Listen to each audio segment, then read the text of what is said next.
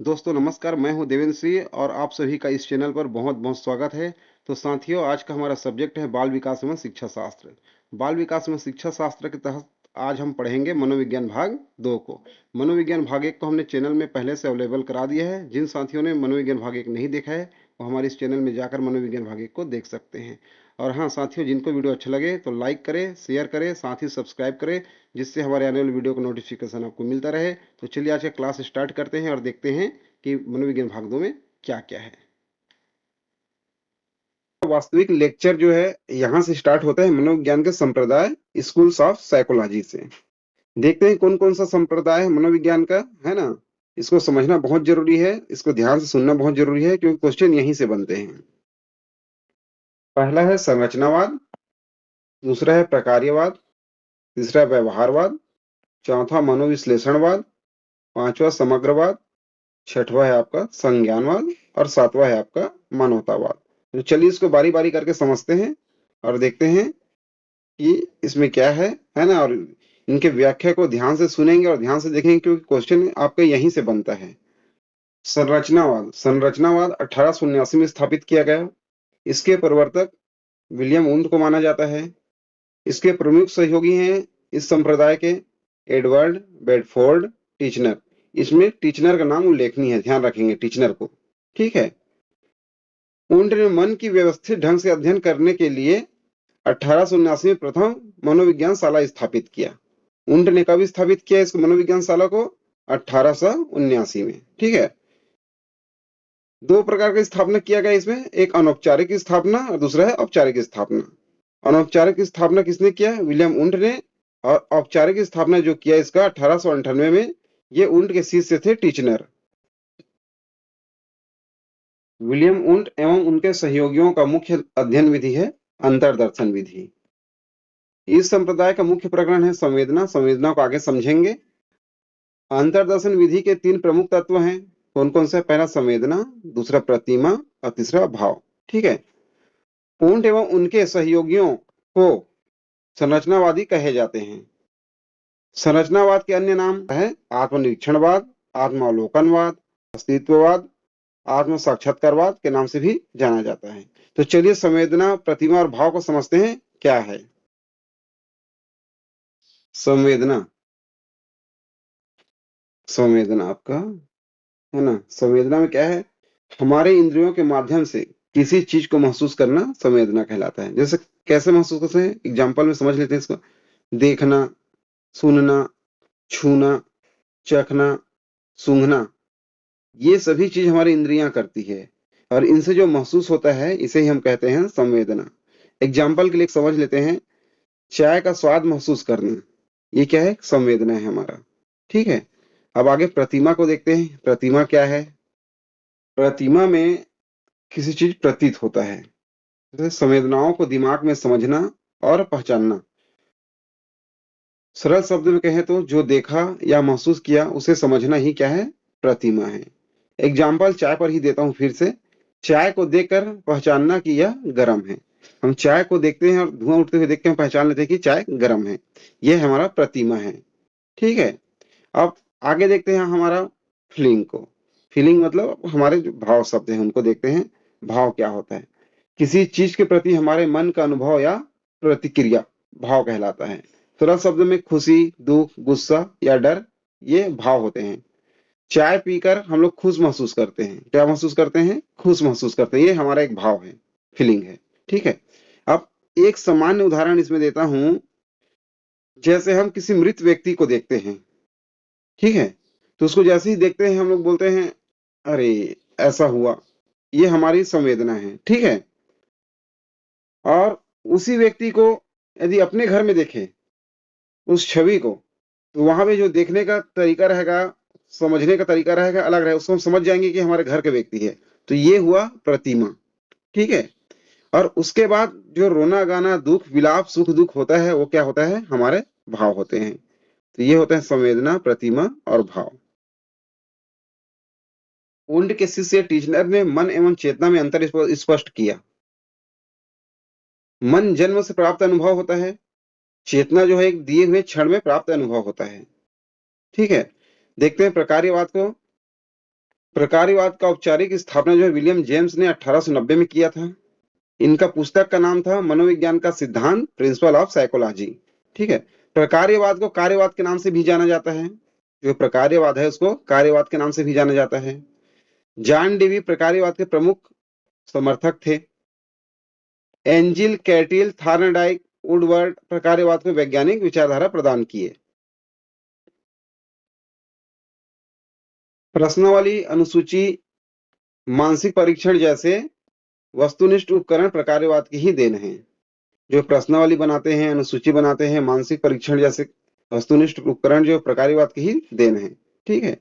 प्रकार्यवाद का विभाजन कैसे किया गया? दो भागों में विभाजन किया गया प्रकार्यवाद का। एक शिकागो प्रकार्यवाद समर्थक और दूसरा है कोलंबिया प्रकार्यवाद समर्थक। तो दोनों देख लेते हैं, शिकागो प्रकार्यवाद के समर्थक कौन कौन थे और कोलंबिया प्रकार्यवाद के समर्थक कौन कौन थे। क्वेश्चन बनता है कभी कभी कि शिकागो प्रकार्यवाद समर्थकों के नाम को पहचानिए या बताइए। तो देख लेते हैं शिकागो प्रकार्यवाद के समर्थक John Dewey, William James, James R Angell, Harvey Carr, E G Boring. ये जो है शिकागो प्रकार्यवाद के समर्थक हैं। और इस बार जो है ये हमारा कोलंबिया प्रकार्यवाद के समर्थक है। इसमें कौन है प्रमुख रूप से? वुडवर्ड है और थार्नडाइक है। अब समझते हैं व्यवहारवाद को। व्यवहारवाद की स्थापना जो है जेबी वाटसन ने 1913 में जॉन हॉपकिंसन यूनिवर्सिटी में किया था। जेबी वाटसन को 20वीं सदी का चमकता हुआ सितारा कहा जाता है। ध्यान रखेंगे, इसको 20वीं सदी का चमकता सितारा कहा जाता है। जॉन वाटसन मनोविज्ञान को विषय वस्तु एवं प्रयोगात्मक विज्ञान मानता था। ठीक है, या मानता है। व्यवहारवाद में विषय वस्तु व्यवहार है, यहाँ चेतना का स्थान नहीं है। कहने का सही, व्यवहार में सिर्फ जो विषय वस्तु है वो व्यवहार है, यहाँ चेतना को मान्यता नहीं है। वाटसन के व्यवहारवाद ने उद्दीपक अनुक्रिया को जन्म दिया। किसको जन्म दिया? उद्दीपक अनुक्रिया। ये उद्दीपक क्या होता है? वह चीज जो हमारे इंद्रियों को किसी कार्य के लिए प्रेरित करे और उस प्रेरित के पश्चात जो हमारे शरीर कार्य करता है उसे कहते हैं अनुक्रिया। एग्जाम्पल से समझ लेते हैं। चाय की खुशबू वह चीज है जो हमारे मुंह में पानी आने के लिए हमारे इंद्रियों को क्या करता है? वो प्रेरित करता है। तो वहां पे उद्दीपक हुआ चाय की खुशबू, और जो मुंह में पानी आया वो एक कार्य हुआ, क्रिया, वह हुआ रिस्पॉन्स, अनुक्रिया। तो इसको बोलते हैं उद्दीपक अनुक्रिया। ठीक है। व्यवहारवाद में मानव व्यवहार का अध्ययन करने के लिए पशु व्यवहार को विषय वस्तु के रूप में प्रयोग किया जाता है। इस विधि में मानव व्यवहार का अध्ययन बहिदर्शन विधि से किया जाता है। किस विधि से किया जाता है? बहिदर्शन विधि। इसको ध्यान रखेंगे। बहिदर्शन विधि को समझाएंगे थोड़ा देर में।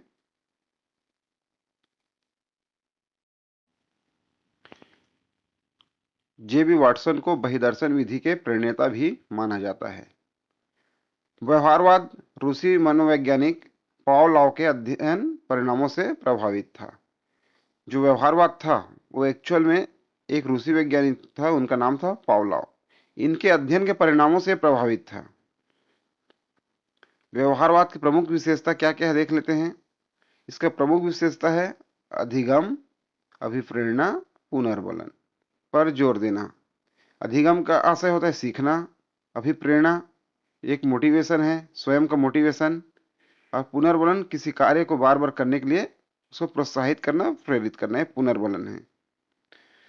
व्यवहारवाद के प्रमुख समर्थक Clark, Edward Tolman, B F Skinner, ये इसके प्रमुख समर्थक हैं व्यवहारवाद के।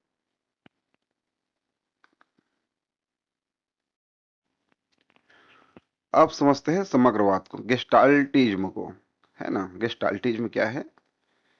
गेस्टाल्ट जर्मन भाषा का शब्द है। कौन सी भाषा का शब्द है? जर्मन भाषा का शब्द है।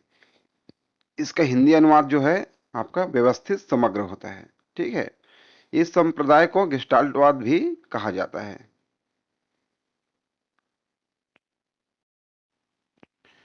गेस्टाल्टवाद की स्थापना मैक्स वर्दीमर ने वर्ष 1912 में किया था।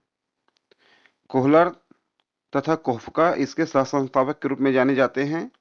गेस्टाल्टवादी मनोवैज्ञानिकों में मैक्स वर्चीमर, कोहलर, कोफ्का तथा कुंट लेविन मुख्य रूप से जाने जाते हैं। ठीक है, इनके प्रमुख समर्थक थे ये। अब देखते हैं गेस्टाल्टवाद क्या है। किसी वस्तु परिस्थिति को उसमें सम्मिलित तत्वों के समूह के रूप में ना देखकर उसको एक समग्र रूप, परिपूर्ण रूप में देखना ही मुख्यतः गेस्टाल्टवाद। इसको मैं समझाऊंगा, ये आपको समझ नहीं आया होगा, है ना, मैं आपको समझाऊंगा इसको। थोड़ा रुक जाते हैं और देखते हैं आगे। पहले गेस्टाल्टवादी सीखने के उद्देश्यों तथा अभिप्रेरणा पर अधिक जोर देते हैं। जो गेस्टाल्टवाद है उनका प्रमुख उद्देश्य रहता है सीखने के उद्देश्यों पर जोर देना और अभिप्रेरणा पर जोर देना।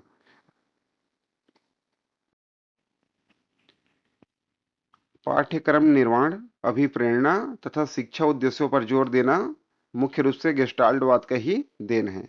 ध्यान रखें, गेस्टाल्टवाद का प्रमुख देन क्या है? पाठ्यक्रम का निर्माण, अभिप्रेरणा तथा शिक्षा उद्देश्यों पर जोर देना। गेस्टाल्टवाद के अनुसार समस्या अथवा परिस्थितियों को समग्र रूप से देखते समय उसके विभिन्न अंगों के बीच के अनोखे संबंध एवं अनोखी अंतःक्रियाओं को पहचानना ही अंतर्दृष्टि या सूझ है। ठीक है, अंतर्दृष्टि के लिए सूझ शब्द का प्रयोग कोहलर के द्वारा किया गया था। अभी अंतर्दृष्टि शब्द को समझ लेते हैं कि अंतर्दृष्टि शब्द क्या है, तब फिर इसके बाद आगे बढ़ेंगे हम। अंतर्दृष्टि का आशय होता है किसी समस्या का अचानक हल सूझ जाना। सामान्य भाषा में कहे तो किसी समस्या का समाधान अचानक और संपूर्ण रूप से मन में उभर आना ही अंतर्दृष्टि कहलाता है। अब अंतर्दृष्टि या सूझ को समझते हैं। कोहलर ने एक चिंपांजी प्रयोग किया था, ध्यान से सुनेंगे। कोहलर ने एक चिंपांजी प्रयोग किया था जिसमें एक बंद कमरे में एक केले को लटका दिया जाता है उसके द्वारा और एक बंदर को वहीं छोड़ देता है। और क्या होता है, बंद कमरे के एक किनारे में कुछ डिब्बे पड़े होते हैं और डंडे पड़े होते हैं। तो चिंपांजी क्या करता है, उस केले को पकड़ने के लिए डंडों के सहारे से, डिब्बों के सहारे से उस केले तक पहुंच जाता है, डिब्बों को जमा लेता है, डंडे के माध्यम से केले को तोड़ लेता है। ये जो है अंतर्दृष्टि और सूझ का और अनोखी संबंध का तीनों का एक उदाहरण है। अब समझाता हूं मैं। बंदर के द्वारा जो अचानक हल सूझ जाना कि मैं डिब्बे को यहाँ रख लूंगा और डंडे से उसको पकड़ लूंगा, ये है उसका अंतर्दृष्टि।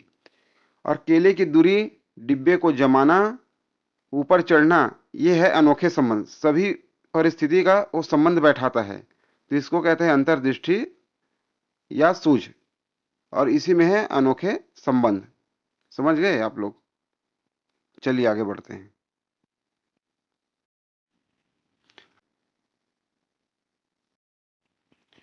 मनोविश्लेषणवाद का जनक जो है सिगमंड फ्रायड है ना। अचेतन मानसिक क्रियाओं पर विशेष बल, इस जो मनोविश्लेषणवाद में क्या होता है, अचेतन मानसिक क्रियाओं पर विशेष बल दिया जाता है। ठीक है, द्वंद्व एवं मानसिक विकारों जैसे असामान्य व्यवहार के लिए अचेतन मन इसका मुख्य कारण है। तो पहले समझ लेते हैं कि अचेतन मन क्या है, मानसिक क्रियाएं क्या है, उसके बाद हम लोग इसमें आगे बढ़ेंगे। अचेतन मन को समझ लेते हैं। अचेतन मन क्या है? जैसे हमारी सोच, भावनाएं और यादें हमेशा पूरी तरह से हमें पता नहीं होता है ना। कुछ बातें हमारे मन के गहरे हिस्से में छिपी रहती है जिसके बारे में हमें सीधा पता नहीं चलता, लेकिन वे हमारे व्यवहार और निर्णयों को क्या करता है, प्रभावित करता है। इसे कहते हैं अचेतन मन। जैसे एक एग्जाम्पल देख लेते हैं। अगर किसी बच्चे को कुत्ते ने बचपन में काट लिया हो तो बच्चा क्या करता है, बड़ा होकर भी कुत्ते से डरता है। क्यों डरता है? कहीं नहीं कहीं वो जो उसकी यादें जो हैं उसकी गहरी मन में छिपी होती है, वो उनको पता नहीं रहता सीधे तौर पे, लेकिन वो उसको प्रभावित करता है, इसलिए वो डरते रहता है। ये होता है अचेतन मन के कारण। मनोविश्लेषणवाद के अब गुण और दोष देख लेते हैं, है ना। पहले गुण देखते हैं। मानसिक स्थिति के ज्ञान प्राप्त करने के लिए सर्वोत्तम विधि है। ये मनोविश्लेषणवाद जो है मानसिक स्थिति के ज्ञान प्राप्त करने के लिए क्या है, सर्वोत्तम विधि माना जाता है। मानव मन में छिपी भावनाओं को बाहर लाया जा सकता है। किसी बच्चे के मन में कोई भावना छुपा हो, है ना, तो उस भावना को बाहर लाने के लिए किसका प्रयोग किया जाता है, मनोविश्लेषणवाद का प्रयोग किया जाता है, उसका अचेतन मन का प्रयोग किया जाता है।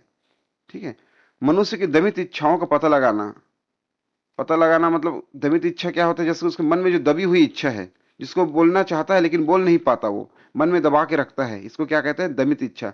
जैसे किसी की इच्छा रहता है कि मैं यहाँ घूमने जाऊं, लेकिन माँ बाप के डर में, किसी के डर में नहीं बता पाता कि मेरे को यहाँ घूमने जाना है, वो उसकी दमित इच्छा है। तो उसको दमित इच्छा को हम कैसे जानेंगे, कैसे बाहर लाएंगे?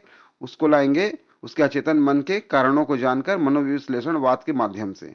ठीक है दोस्त, हर समय हर परिस्थिति में इसका प्रयोग संभव नहीं है। इस विधि में अधिक समय लगता है। इस विधि में क्या होता है, सभी परिस्थिति में ये जो मनोविश्लेषणवाद की विधि है लागू नहीं होती है, और इसको यदि लागू भी करते हैं तो मनोवैज्ञानिकों को अधिक समय लगता है इसमें, इसलिए से इसको दोष माना गया है। वर्तमान परिप्रेक्ष्य में उपरोक्त सभी पांचों संप्रदाय पुराने हो गए हैं। जितने भी हम 5 संप्रदाय भी पढ़े ऊपर में है ना, उसको सभी को पुराना माना जाता है, और आज के समय में जो है मानवतावादी एवं संज्ञानात्मक अवस्था में अधिक बल दिया जाता है। ठीक है, तो मनोविज्ञान के मानवतावादी दृष्टिकोण और संज्ञानात्मक दृष्टिकोण दोनों के समर्थक देख लेते हैं कौन कौन से हैं। मानवतावादी दृष्टिकोण के समर्थक है आपका मैस्लो, आलफोर्ड, रोजर्स, और संज्ञानात्मक दृष्टिकोण के समर्थक है एडवर्ड टालमैन, जीन पियाजे।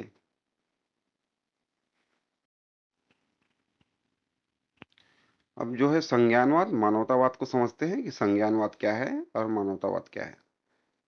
संज्ञानवाद मनोविज्ञान के एक नवीन संप्रदाय है। संज्ञानवाद का प्रणेता जीन पियाजे को माना जाता है। जीन पियाजे का जन्म जो है 9 अगस्त 1896 को स्विट्जरलैंड में हुआ था। ठीक है, इन्होंने बालकों के मानसिक प्रक्रिया का अध्ययन किया। मानसिक प्रक्रिया क्या है समझेंगे। मानसिक प्रक्रिया के लिए स्कीमा शब्द का प्रयोग किया। इस स्कीमा शब्द को भी समझेंगे आगे। ठीक है, संज्ञान का अर्थ बौद्धिक सूचनाओं को बौद्धिक संरचनाओं में बदलकर नवीन रूप में प्रयोग करना। मतलब बौद्धिक जो सूचना है उनको हमको बौद्धिक संरचना में बदलना है और उसके बाद नवीन रूप में उसे प्रयोग करना, यह संज्ञानवाद है। ठीक है, संज्ञानवाद के 2 भाग हैं, संगठन और अनुकूलन। अब इसमें हम समझेंगे मानसिक प्रक्रिया क्या है, स्कीमा क्या है, संगठन क्या है और अनुकूलन क्या है। तो चलिए इसको देखते हैं। पहले जो है मानसिक प्रक्रिया को समझते हैं, उसके बाद स्कीमा को समझेंगे। तो पहले मानसिक प्रक्रिया को समझ लेते हैं। मानसिक प्रक्रिया क्या होता है। बच्चों की मानसिक प्रक्रिया जो है इंद्रियों से शुरू होती है, जैसे ध्यान, स्मृति, कल्पना, विचार, तर्क, भावना, इच्छा आदि। यानी बच्चा अनुभव करता है, याद रखता है, कल्पना करता है, सोचता है और फिर उसी आधार पर वह व्यवहार करता है। ये क्या है, उसकी मानसिक प्रक्रिया है। और स्कीमा शब्द जो बहुत बृहत है, इसको समझना जरूरी है, और इसके 2-3 उदाहरण हैं जिसके माध्यम से आप स्कीमा को समझेंगे। तो चलिए स्कीमा को समझते हैं। स्कीमा का मतलब ये है मन में बनी हुई जानकारी या अनुभव की रूपरेखा, जिसे कह सकते हैं मन में बनी हुई एक ढांचा, फ्रेमवर्क। जब बच्चा कोई चीज सीखता है तो वह अपने दिमाग में उस चीज की एक मानसिक रूपरेखा बना लेता है, एक ढांचा बना लेता है। ये एक मानसिक प्रक्रिया का ही शब्द है स्कीमा जो है। इसको देखते हैं जैसे अनुभव के आधार पर बच्चा जो भी देखता है या सुनता है उसके अनुभव से स्कीमा बनाता है, मन में एक ढांचा बना लेता है। जैसे कुत्ता 4 पैरों वाला जानवर है, भौंकता है, ये उसका स्कीमा है। ठीक है, अब इसी में आगे जानकारी जोड़ता है, स्कीमा में नई जानकारी जोड़ना। देखते हैं कैसा नई जानकारी जोड़ता है। जब वह नई चीज देखता है जैसे बिल्ली, तो वह पुरानी स्कीमा से तुलना करता है। पुरानी स्कीमा क्या था, उसका कुत्ता, और नई स्कीमा क्या है, उनका बिल्ली।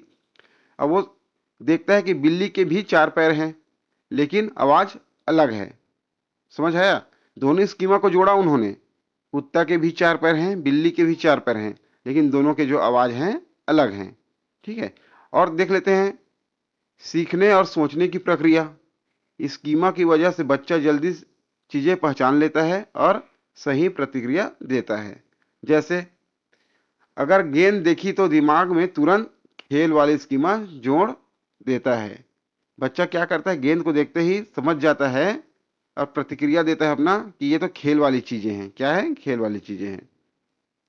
वैसे ही अगर बच्चे के दिमाग में स्कूल का स्कीमा है, कहने का मतलब स्कूल का फ्रेमवर्क बना हुआ है, ढांचे बना हुआ है, याद बना हुआ है उसका, तो उसमें शामिल होगा और क्लासरूम, किताबें, अध्यापक, दोस्त, खेल का मैदान आदि सोचेगा वो। ये जो उसके दिमाग में पहले से जो बना रहता है ढांचा, इसी को बोलते हैं स्कीमा। ध्यान रखेंगे। अब स्कीमा जो है एक मानसिक प्रक्रिया है। स्कीमा क्या है, मानसिक प्रक्रिया है। यह दिमाग के अंदर बना हुआ ऐसा ढांचा है जिसमें वह अनुभव और जानकारी को रखते हैं। ध्यान रखेंगे। संगठन को समझते हैं। उसके बाद अनुकूलन समझेंगे। पहले संगठन देख लेते हैं, संगठन क्या है। जब भी बच्चा कोई चीज सीखता है, वह उसे पहले से मौजूद ज्ञान के साथ जोड़कर एक ढांचे में व्यवस्थित कर लेता है, इसे कहते हैं संगठन। एग्जाम्पल देख लेते हैं। बच्चे ने सेब देखा। बच्चे ने क्या देखा? बच्चे ने सेब देखा। वह जानता है कि यह फल है। फिर उसने केला देखा, उसे भी फल वाले समूह में रख दिया। ठीक है। इस तरह दिमाग फल का एक संगठित समूह बना लेता है। क्या बना लेता है? संगठित समूह। फल को देखकर वो एक संगठन बनाता है कि ये केला है, संतरा है, ये आम है, और उसको एक ही संगठन में रख देता है। ठीक है, इसको कहते हैं संगठन। ठीक है। अब देखते हैं अनुकूलन को, कि अनुकूलन क्या है। अनुकूलन का मतलब है परिस्थिति के अनुसार अपने विचार या व्यवहार को बदलना और ढालना।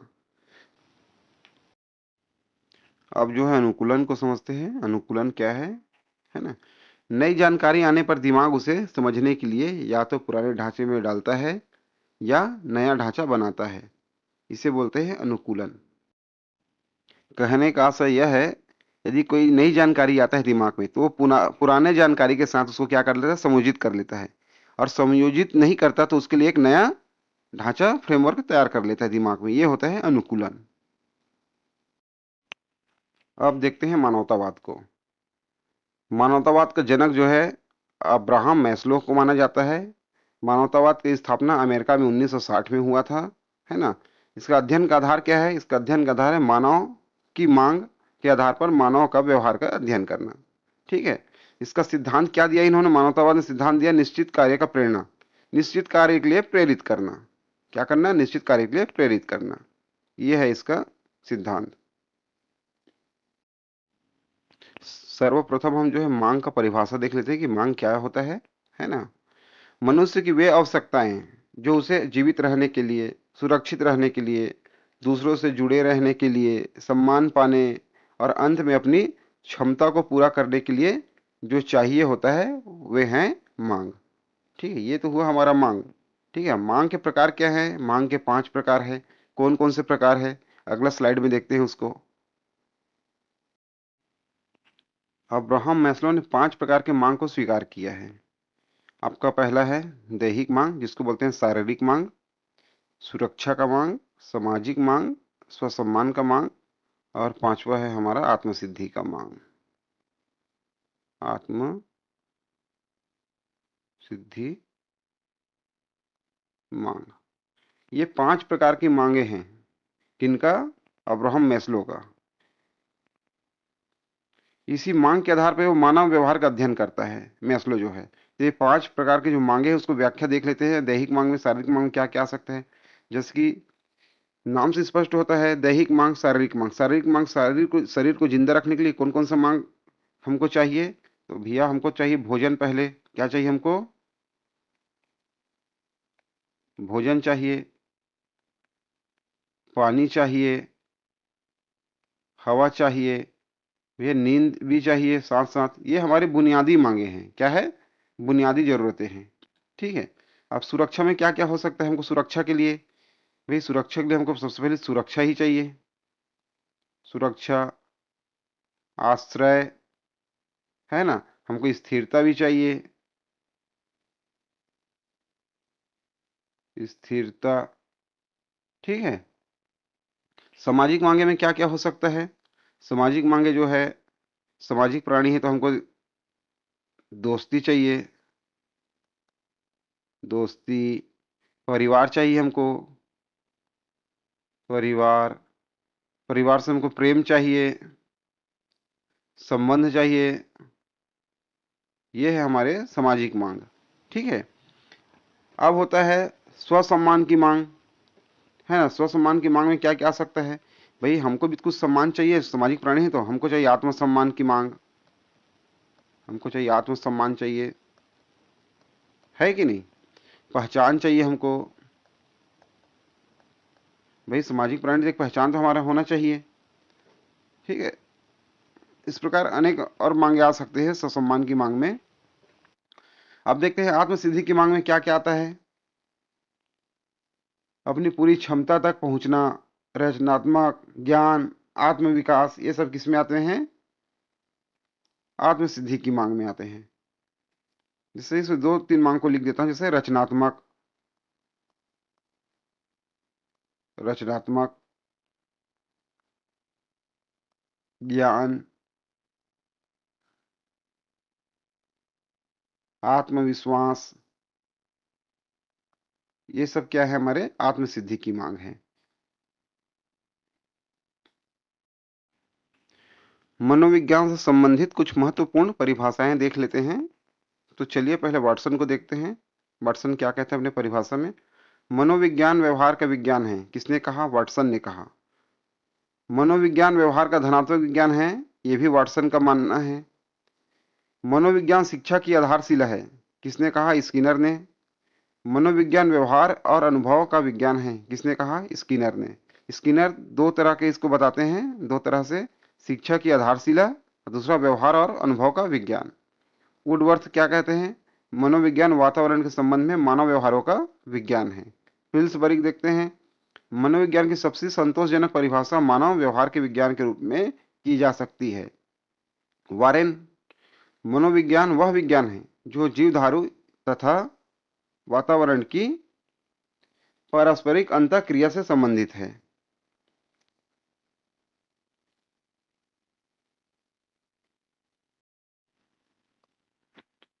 मॉर्गन, मनोविज्ञान मानव एवं पशु व्यवहार का विज्ञान है। जिमार्डो, मनोविज्ञान जीवधारियों के व्यवहार का वैज्ञानिक अध्ययन है।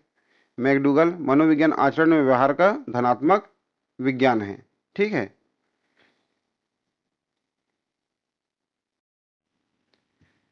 अब साइकोलॉजी से संबंधित इंपॉर्टेंट पॉइंट्स देख लेते हैं, है ना। पहले देखते हैं, साइके का अर्थ होता है आत्मा। साइकोलॉजी का शाब्दिक अर्थ होता है आत्मा का ज्ञान। शिक्षा कैसा विज्ञान है? नियामक विज्ञान है। मनोविज्ञान की प्रकृति होती है वैज्ञानिक। किसके अनुसार मनोविज्ञान चेतना का विज्ञान है? विलियम जेम्स के अनुसार। मनोविज्ञान की सबसे अधिक प्रयोग की जाने वाली विधि है निरीक्षण विधि। मनोविज्ञान शिक्षा का आधारभूत विज्ञान है, कथन है स्किनर का। निरीक्षण विधि में किया जाता है दूसरों का अध्ययन। शिक्षा मनोविज्ञान शिक्षण विधियों के चयन में शिक्षक की सहायता करता है, कथन है स्किनर का कथन है। मनोविज्ञान से क्या तात्पर्य है? व्यवहार का विज्ञान। मनोविज्ञान का शाब्दिक अर्थ है मन का विज्ञान। ये जो महत्वपूर्ण पॉइंट हैं इनको याद रखेंगे। क्वेश्चन अधिकतम टाइम जो है एग्जाम में यहीं से बनते हैं।